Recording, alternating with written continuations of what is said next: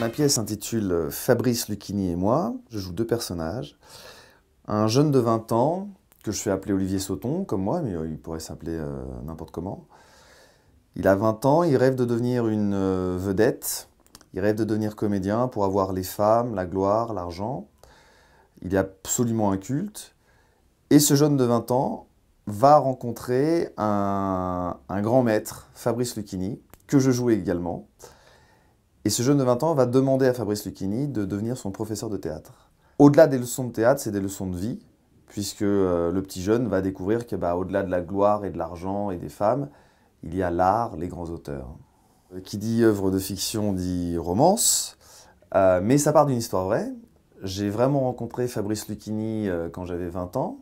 Je voulais alterner en fait beauté, légèreté et profondeur. Et le fait de jouer, d'incarner Fabrice Lucchini te permet ça, parce que Fabrice Lucchini, c'est un Stradivarius, c'est-à-dire que à chaque fois qu'il se lance, le type, il a une verve incroyable, quoi. Il peut te tenir tout un discours sur La Fontaine, il va te faire aimer La Fontaine. Alors que toi, à la base, tu dis La Fontaine, c'est chiant, La Fontaine, je vais me faire chier. Il va réussir à te faire intéresser à la chose, au sujet, à l'auteur. Pour être passionnant, faut d'abord être passionné. Lui, c'est un vrai passionné. Et qui aime bien, sert bien.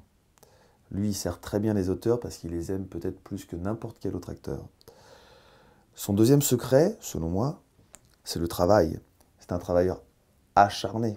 Fabrice Lucchini passe beaucoup plus de temps à travailler ses textes qu'à être en promo télé ou en boîte de nuit entouré de mannequins. Non, tu penses à la difficulté de servir des grands textes. Et ça fait que quand tu viens sur scène, les gens se disent « Waouh !» On appelle ça un interprète. Un interprète, c'est quelqu'un qui aime les auteurs et qui travaille pour les servir. Pour moi, Fabrice Lucchini est le meilleur des interprètes. Une tortue était à la tête légère. Et tout de suite, il se passe quelque chose. Tu as envie d'écouter la suite. Et quand tu le fais en Lucchini, tu entends la sonorité des vers de La Fontaine. Pour moi, comme c'était le meilleur des interprètes, c'était le type qu'il ne fallait pas imiter, plagier, surtout pas, mais dont il fallait s'inspirer. Tu vois, c'est comme si j'étais, tout simplement, si j'étais footballeur et que j'étais meneur de jeu, je regarderais tous les matchs de Zidane et j'essaierais de faire comme lui.